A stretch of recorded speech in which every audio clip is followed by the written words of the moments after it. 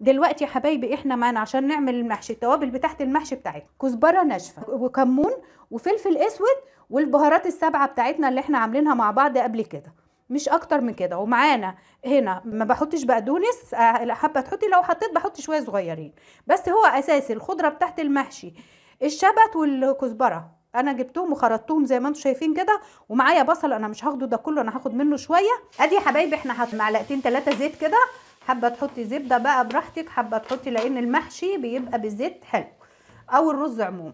نحط بقى شويه البصل حلوين كده اهو، وهنشوحهم كده. انا ما بحبش احمر البصله بتاعت المحشي، انا بحب اخليها يعني عشان ما يبقاش تقيل، بخليها بس تصفر معايا كده، وباجي ايه حاطه الطماطم بتاعي عشان تنجزي. انا كل الكلام ده بناشد بيه البنوتات الحلوين الصغيرين عشان تنجزي معاكي. انا ببقى جايبه الطماطم بتاعتي وعطياها غلوه على النار، يعني انا الطماطم ضربها في الخلاط ومصفياها وعطيها غلوه على النار. دي ممكن تعمليها كمان وتحطيها عندك في التلاجة في علبه، او تحطيها لو بتستخدمي كتير حاجات من دي، بتستخدمي طماطم بالشكل ده كتير، حطها في علبه عندك في التلاجة. ما بتستخدميش كتير ممكن من وقت للتاني لو انت فاضيه اعملي شويه كده، او كل ما تيجي تعملي طماطم اعملي شويه جنبك وحطوهم في كيس في الفريزر او في علبه، لما تيجي في وقت زي كده تطلعيهم تقوم الحاجه تنجز معاك على طول.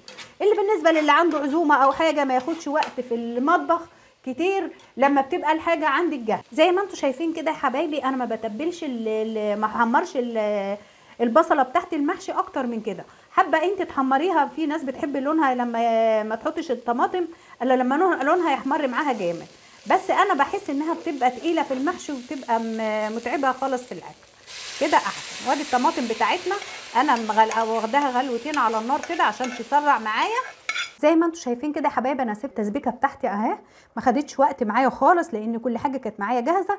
الحركه دي كمان بتدي للمحشي بتخلي طعمه تحفه جدا، جربوها هتعجبكم.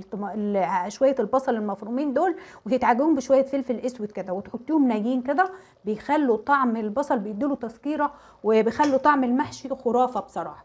جربوها ان شاء الله مش هتندموا. شايفين اهو. دلوقتي بقى هنجيب الخضره بتاعتنا. دلوقتي يا حبايبي انا طفيت بقى البوتاجاز وهنحط الخضره بتاعتنا كده. احط شويه خضره حلوين، الخضره كمان بتدي طعم حلو للمحشي. وهننزل الرز بتاعنا نكونوا غاسلينه ومصفيينه حسب كميه المحشي اللي عندك. هتعملي محشي قد ايه حطي الرز بتاعك. هنا يا حبايبي بقى هنحط الايه التوابل بتاعتنا اللي احنا قلنا عليها، اللي هي ايه كزبره ناشفه وكمون وفلفل اسود والسبع بهارات، بيدوا طعم خطير جدا.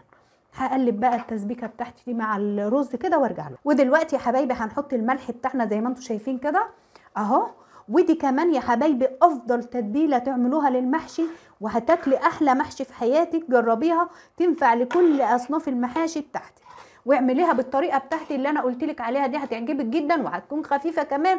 مش هتبطلي تعملي محشي كل يوم، لو اكلتي محشي كل يوم مش هتتعبي، وكمان باقل دسم وطعمه جميل جدا، لان احنا هنشرب المحشي بتاعنا شوربه، فاحنا مش عايزين نخلي الحاجه دسمه وتقيله على المعده الواحد ياكل المحشي من هنا ويتعب، لا احنا عايزينها كده تبقى حلوه كده. حابه تكتري خضره عن كده براحتك، بس هي الخضره كده جميله جدا اهي زي ما انتم شايفين. بعد ما جهزت تسبيكه المحشي بتاعتنا يا حبايبي، الخلطه بتاعت المحشي التحفه دي زي ما انتم شايفين كده ريحتها جباره بجد والله، جربوها هتعجبكم جدا.